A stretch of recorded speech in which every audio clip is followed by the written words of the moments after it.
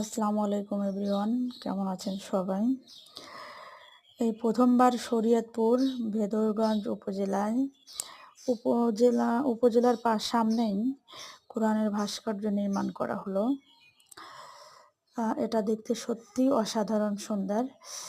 আর আমার নিজের থেকে একটা জিনিস মনে হলো যে সব জায়গায় মূর্তিগুলো ভেঙে এরকমের কোরআনের ভাস্কর্য তৈরি করা উচিত।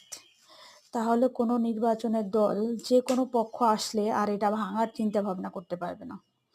কারণ মূর্তির পিছনে কোটি কোটি টাকা না ব্যয় করে এটা করা মনে হয় বেশি ভালো।